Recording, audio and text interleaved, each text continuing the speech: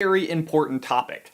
How do you stack your firewood? Oh, did you think I was done talking about Frozen? Well, think again, because there is an entire 2-second clip between non-essential characters discussing the differences between stacking wood bark side up versus bark side down, and shockingly, this has gone unexplored. Hey,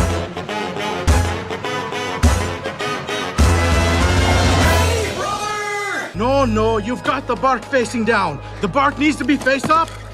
Down is drier. Don't worry guys, today we're gonna get to the bottom of this burning issue. So here's the gist of the entire argument about whether or not you should stack your wood bark side up versus bark side down. Either the bark should be facing up to protect the wood from precipitation, or facing down to protect the wood from groundwater seeping up. And to be honest, I held off on making this video because I kind of figured, well, that's the whole video. Joke explained. But oh my god, was I so wrong. Also, has nobody ever considered just doing bark side down across the bottom of the pile and bark side up across the top? Did all of the Norwegians watching this video just have their mind blown? See, where we live in Virginia, it is probably necessary to build a fire to keep your home warm maybe 2 to 3 days of the year, and even then it's probably more for ambiance than anything else. But in other much colder climates, there are plenty of people who rely on fires to keep their home warm for the entire winter. And as such, it's something you have to seriously plan in advance for. Where are you going to get the wood from? How are you going to chop it? And maybe most importantly,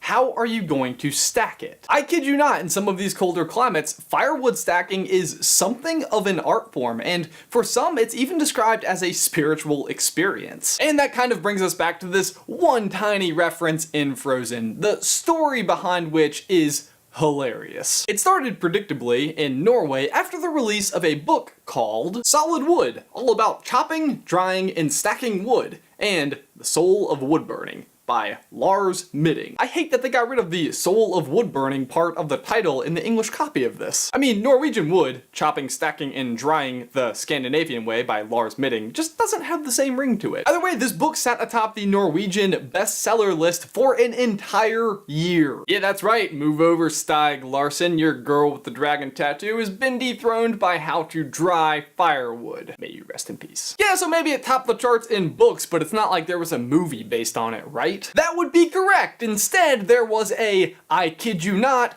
12-hour television program based off of it. And I don't mean 12 hours worth of programming played 1 hour at a time once a week over an entire season. I mean a single 12-hour episode on prime time. Although to be fair, when the show is 12 hours long, it's kind of hard to avoid prime time. And what's more, it had over 1 million viewers, which is more than 20% of the Norway population. Now, I don't want to diminish the noble art that is firewood stacking, but even if you're passionate about this topic, you may be wondering, is there really 12 hours of information to talk about? The answer is no. Well, maybe there is, but this program decided to stop talking about firewood after 4 hours. After that, the remaining 8 hours of the program was a live feed of a burning fire next to a stack of wood. That counts as most of the episode, which I will remind you again was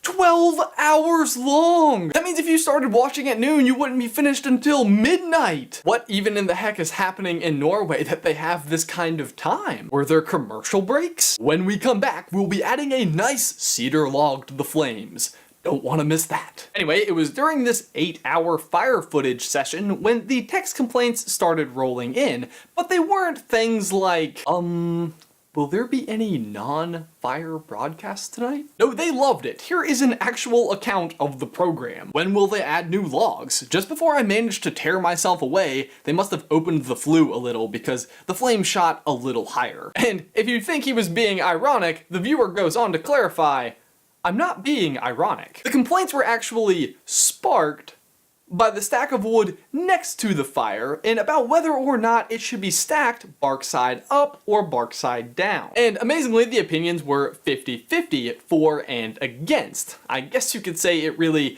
split the nation. The argument has become a part of Norwegian culture, and as Frozen takes place in Norway, this little scene made it into the movie as a nod to the Scandinavian people. Here's the real kicker though. Stacking your wood bark side up or down isn't a really relevant factor when it comes to keeping your wood dry. The important thing is leaving enough airspace between the logs so that air can easily pass through them and keep the wood dry. So really the important thing you want to keep in mind is making sure your stack faces east.